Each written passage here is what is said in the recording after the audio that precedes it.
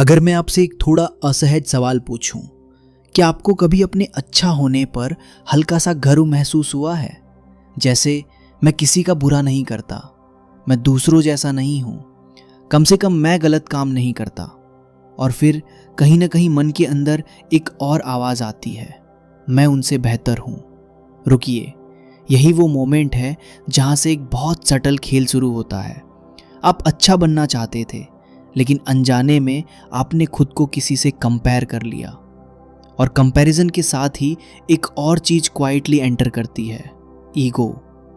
लेकिन ये normal ego नहीं है, ये एक डेंजरस टाइप का ईगो है। गुड ईगो जो दिखता है अच्छाई जैसा, लेकिन अंदर से कंपैरिजन पर खड़ा होता है। अब यहाँ एक अनकंफर्टेबल सवाल खड़ा होता है, क्या हो अगर अच्छा बनने की कोशिश ही आपको ईगो में फंसा रही हो? क्या हो अगर मैं अच्छा हूं, यही सोच आपको दूसरों से अलग और ऊपर महसूस करवा रही हो? और अगर ऐसा है, तो क्या सच में आप अच्छे बन रहे हैं या सिर्फ अच्छा दिखने की आइडेंटिटी बना रहे हैं? यही सवाल लगभग 2500 साल पहले एक इंसान ने भी नोटिस किया था। वो थे तथागत गौतम बुद्ध। लेकिन उन्होंने सीधे ये नहीं कहा कि अच्छा बनना गलत है। उन्होंने कुछ और गहरा देखा। उन्होंने देखा कि समस्या अच्छाई नहीं है, समस्या है अच्छाई से जुड़ी हुई पहचान। लेकिन इसका मतलब क्या है? क्या अच्छा इंसान बनना भी एक ट्रैप हो सकता है? और अगर हाँ, तो फिर सच्ची अच्छाई क्या है? यही वो सवाल है जो इस पूरी कहानी को एक नए स्तर पर ले जाता है। नमस्कार, आप देख रहे हैं बुद्ध कथाएं, जहां हम तथागत गौतम बुद्ध की सोच को साइंस और ऑब्जर्वेशन की नज़र से समझते हैं। ये हमारी श्रृंखला है बुद्ध द साइंटिस्ट, जहां हम समझते हैं कि तथागत गौतम बुद्ध मानव मन के हिडन पैटर्न्स को एक वैज्ञानिक की तरह कैसे ऑब्जर्व कर रहे थे। अगर हम अपने बचपन को याद करें, तो हमें बार बार एक ही बात सिखाई गई, अच्छा बनो, अच्छे बच्चे बनो, सही काम करो, गलत से दूर रहो। धीरे धीरे हमने ये समझ लिया कि अच्छा बनना हमारी जिम्मेदारी है। लेकिन यहाँ एक सटल चीज़ होती है जिसे हम नोटिस ही नहीं करते। हम सिर्फ बिहेवियर नहीं सीखते, हम अपने बारे में एक इमेज बनाना शुरू कर देते हैं। धीरे धीरे हम अपने मन में एक वाक्य बना लेते हैं, मैं कैसा इंसान हूँ। और अगर हमें बार बार कहा जाए कि हम अच्छे हैं, तो हम मान लेते हैं, मैं एक अच्छा इंसान हूँ।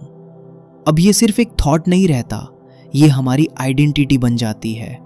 और यहीं से शुरू होता है पूरा साइकोलॉजिकल खेल। अब ध्यान से देखिए, जब तक अच्छाई सिर्फ एक एक्शन थी, तब तक सब ठीक था। लेकिन जैसे ही अच्छाई आइडेंटिटी बन गई, सब बदल गया। अब इंसान सिर्फ अच्छा काम नहीं करता, वो अपने अच्छा होने को प्रोटेक्ट करने लगता है। वो चाहता है लोग उसे अच्छा समझें, कोई उसकी इमेज खराब ना करे, कोई उसे गलत ना कहे। और यहीं से एक नया फियर पैदा होता है, अगर मैं गलत दिख गया तो? मॉडर्न साइकोलॉजी में इसे कहा जाता है सेल्फ कॉन्सेप्ट प्रोटेक्शन। यानी इंसान अपने बारे में जो इमेज बना लेता है, वो उसे हर हाल में बचाने की कोशिश करता है। अगर आपने खुद को अच्छा मान लिया, तो आप हर सिचुएशन में उसे प्रूव करने की कोशिश करेंगे। और यही प्रॉब्लम शुरू होती है। अब एक और सटल शिफ्ट होता है। इंसान सोचता है मैं अच्छा हूं, लेकिन ये थॉट अकेले नहीं आता, इसके साथ एक और हिडन थॉट आता है, बाकी लोग उतने अच्छे नहीं हैं। और यही है मॉरल सुपीरियॉरिटी ट्रैप, जहां इंसान खुद को दूसरों से ऊपर महसूस करने लगता है। वो ओपनली नहीं कहता, लेकिन अंदर से वो कंपेयर करता रहता है। जरा ध्यान से देखिए, जब आप किसी को गलत काम करते देखते हैं, तो आपके मन में क्या आता है? ये गलत है, लोग ऐसे क्यों होते हैं, मैं ऐसा कभी नहीं करता। और उस मोमेंट में आप सिर्फ गलत को नहीं देख रहे होते, आप खुद को उससे ऊपर रख रहे होते हैं। यही सबसे बड़ी समस्या पैदा होती है। अच्छाई अब कंपैशन नहीं रहती, वो कंपैरिजन बन जाती है। आप दूसरों को समझने की कोशिश नहीं करते, आप उन्हें जज करने लगते हैं। और धीरे धीरे आपका अच्छा होना एक इनविजिबल ईगो बन जाता है। जब तथागत गौतम बुद्ध मानव मन को ऑब्जर्व कर रहे थे, तो उन्होंने यही सटल पैटर्न देखा। उन्होंने देखा कि अच्छा बनने की कोशिश कई बार इंसान को और ज़्यादा ईगो में ले जाती है, क्योंकि वो अच्छाई को आइडेंटिटी बना लेता है। तो फिर सवाल ये है, अगर अच्छा बनना भी ईगो का कारण बन सकता है, तो क्या हमें अच्छा बनने की कोशिश ही छोड़ देनी चाहिए, या फिर अच्छाई को समझने का कोई अलग तरीका है? क्या कोई ऐसा रास्ता है जहां इंसान अच्छा भी रहे लेकिन ईगो में भी ना फंसे? यही वो सवाल था जिसे तथागत गौतम बुद्ध बहुत गहराई से समझने की कोशिश कर रहे थे। और उसी ऑब्जर्वेशन में उन्हें एक ऐसी इंसाइट मिली जो इस पूरे ट्रैप को तोड़ सकती है। लेकिन वो इंसाइट क्या थी, यही हम आगे समझेंगे। जब तथागत गौतम बुद्ध मानव मन को गहराई से ऑब्जर्व कर रहे थे, तो उन्होंने देखा कि समस्या अच्छा या बुरा होने में नहीं है, समस्या उस आइडेंटिटी में है जो इंसान अपने बारे में बना लेता है। जब इंसान कहता है मैं अच्छा हूँ, तो ये सिर्फ एक स्टेटमेंट नहीं रहता, ये एक सेल्फ इमेज बन जाता है। और जैसे ही ये सेल्फ इमेज बनती है, इंसान उसे बचाने लगता है। अब यहाँ एक बहुत सटल चीज़ होती है। इंसान सोचता है कि उसका ईगो नहीं है क्योंकि वो तो अच्छा काम कर रहा है, लेकिन असल में उसका ईगो बस शेप बदल चुका होता है। अब वो कहता नहीं मैं सबसे बड़ा हूँ, बल्कि वो साइलेंटली महसूस करता है मैं सही हूँ, मैं अच्छा हूँ, मैं उनसे अलग हूँ। और यही है इनविजिबल ईगो, जो दिखता नहीं लेकिन अंदर से कंपैरिजन पर खड़ा होता है। अब ज़रा ध्यान से देखिए, जब कोई आपकी अच्छाई पर सवाल उठाता है तो आपको कैसा लगता है? अंदर हल्की सी इरिटेशन होती है। आप डिफेंड करने लगते हैं, आप एक्सप्लेन करने लगते हैं, नहीं मेरा इंटेंशन सही था, मैंने गलत नहीं किया। और यही रिएक्शन दिखाता है कि आप सिर्फ अच्छा काम नहीं कर रहे, आप अपनी आइडेंटिटी को प्रोटेक्ट कर रहे हैं। अब यहाँ एक लूप बन जाता है, अच्छा काम, अच्छा फील, मैं अच्छा हूँ, आइडेंटिटी को प्रोटेक्ट करना, कंपैरिजन, ईगो। और ये लूप धीरे धीरे मजबूत होता जाता है और इंसान को पता भी नहीं चलता कि वो कब अच्छाई से ईगो तक पहुंच गया। यहीं पर तथागत गौतम बुद्ध एक अलग दिशा दिखाते हैं। उन्होंने अच्छाई को रिजेक्ट नहीं किया, लेकिन उन्होंने उससे जुड़ी आइडेंटिटी को समझने की बात की। उन्होंने कहा, अगर आप अच्छा काम करते हैं तो बस उसे करो, लेकिन उसे अपनी पहचान मत बनाओ। यही सबसे बड़ा शिफ्ट है, आइडेंटिटी अवेयरनेस।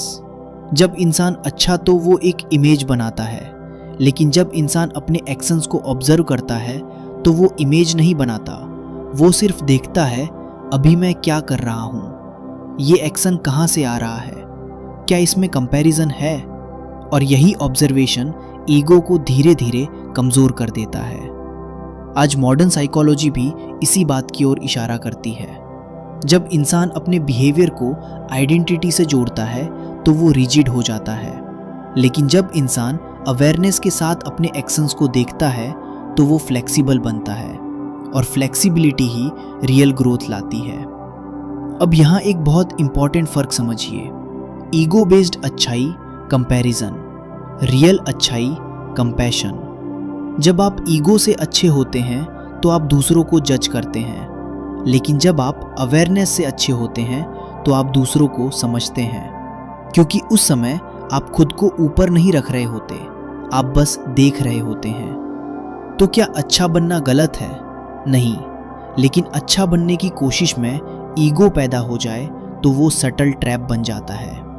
इसलिए तथागत गौतम बुद्ध अच्छाई को छोड़ने की बात नहीं करते, वे कहते हैं अच्छाई को समझ के साथ जियो, बिना कंपैरिजन के, बिना आइडेंटिटी के। तो शायद असली सवाल ये नहीं है कि अच्छा बनना सही है या गलत। असली सवाल ये है, क्या आपकी अच्छाई कंपैरिजन से आ रही है या अवेयरनेस से? क्योंकि अगर वो कंपैरिजन से आ रही है तो वो ईगो बन सकती है, लेकिन अगर वो अवेयरनेस से आ रही है तो वो नेचुरल हो जाती है। और शायद यही वो सटल इंसाइट थी जिसे तथागत गौतम बुद्ध समझाने की कोशिश कर रहे थे। अगर ये वीडियो आपको थोड़ा भी सोचने पर मजबूर कर रहा है तो इसे लाइक ज़रूर कीजिए, ताकि ये और लोगों तक पहुंच सके। इसे अपने दोस्तों के साथ शेयर कीजिए ताकि वो भी इस हिडन ट्रैप को समझ सके। और अगर आप ऐसी ही माइंड ओपनिंग वीडियोस देखना चाहते हैं तो अभी बुद्धा कथा चैनल को सब्सक्राइब कर लीजिए, क्योंकि यहाँ हम तथागत गौतम बुद्ध की सोच को साइंस और साइकोलॉजी के साथ जोड़कर समझते हैं। अब एक सवाल आपके लिए, क्या आपने कभी नोटिस किया है कि अच्छा बनने के पीछे कहीं ना कहीं कंपैरिजन छिपा होता है? नीचे कमेंट में ज़रूर बताइए, मैं आपके थॉट्स पढ़ना चाहूँगा। अगर आप इन टॉपिक्स को और गहराई से समझना चाहते हैं तो हमारी वेबसाइट decodedbuddha.com पर ज़रूर जाएं और डेली इंसाइट्स के लिए इंस्टाग्राम पर @decodedbuddha को फॉलो करें।